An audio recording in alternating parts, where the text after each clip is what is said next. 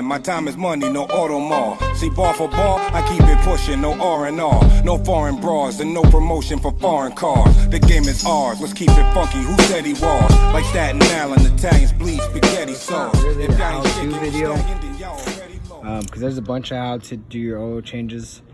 But if anyone is curious on what I used, I still have the stock factory air filter box. Reason being, because as you guys know, we're gonna do a RIPP supercharger kit on this, and I almost see no point in me getting an aftermarket intercooler if I'm just gonna get the one that comes with the RIPP kit.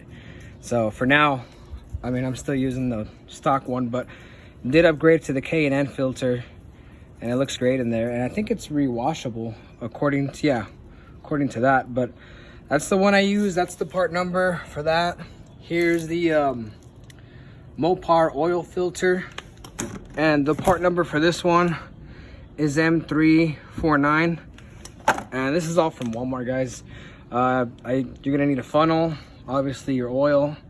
I use Pennzoil 520 Platinum, and then they didn't have a little one. They didn't have a smaller one anymore, so I just grabbed this full synthetic one, and it's not a big deal.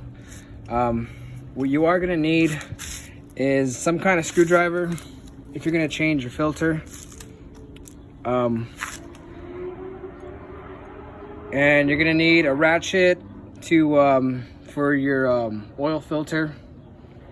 Best one to use, guys, is a 1516. Yeah, 1516.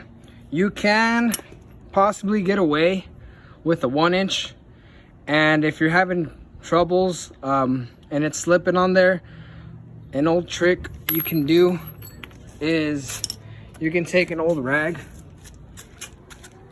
and you can see where the holes are at. You can stuff it in the socket, put it on there, and see if the rag will fill in those gaps, because there's a little bit of wiggle room with the 1-inch. So, but you can probably get away with it, but the exact measurement for it is a 1516, and obviously you're gonna need a ratchet, extension possibly.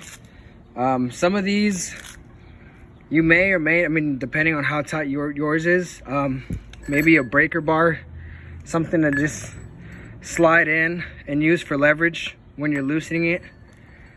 And that's pretty much it, guys. And your standard stuff, you know, to jack up your car.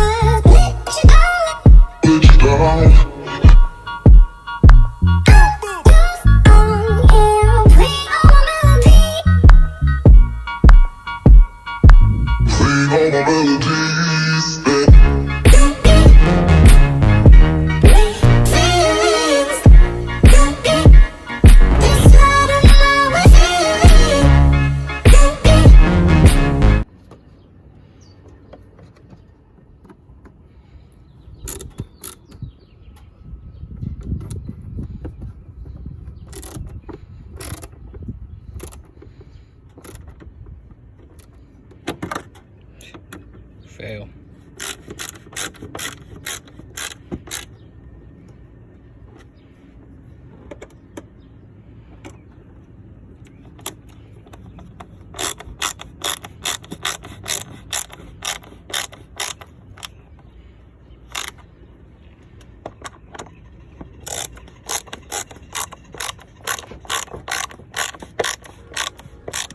So here, guys, we have the RIPP Catch Can. In my opinion, this mod is an absolute must, guys. I've had mine for a few weeks, maybe a month at the most, and it's definitely doing its job. You know, I think it's worth every penny, and RIPP does a great job of designing these catch cans. You know, other catch cans are great too, but you know, they really over designed the catch can for the Pentastar.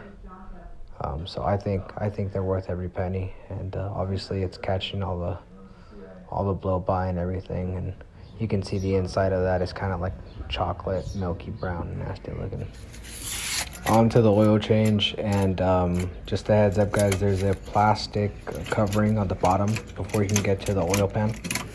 And I didn't record it because it's kind of boring, but it's only four bolts, guys. You guys got to take off to get to this part right here. And then after you take this bolt out, it's pretty self-explanatory. You drain the oil, put the bolt back on, top it off with new oil at the top, and you're good to go. And like I said, if it's your first time, that's fine, guys. If you want to use this kind of as a how-to, it's not necessarily pointed or directed as a how-to video, but if you want to take some tips from this, that's fine. And moving on to the filter, guys. Like I said, you can get away with that 1 inch. If not, I later on moved over to the other one. Yeah, the filter's at the top, as most of you probably know.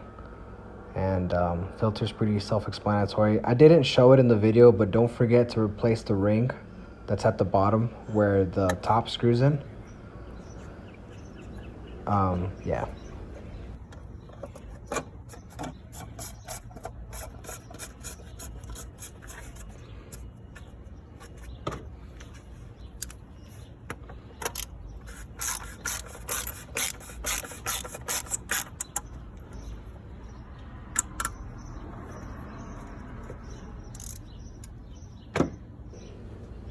And here, guys, I'm just going to show you how to reset. If you have a 2015 and newer model, I'm going to show you how to reset your dash so it can let you know when your next oil change is due.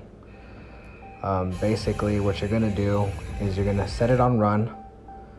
You're going to scroll down to the vehicle information page and then swipe right or left to oil life. You're gonna push OK to reset it, and then you're all good to go. Alright, guys, without planning to kind of turn into a how-to video, so don't forget to top off your oil obviously before all that, and you're good to go. Alright, guys, that's gonna wrap up the video for today. I don't know whose Challenger this is, but it's got some SRT rims. I think it's an SXT, and looks nice. But like, comment, subscribe, and we'll see you guys next time.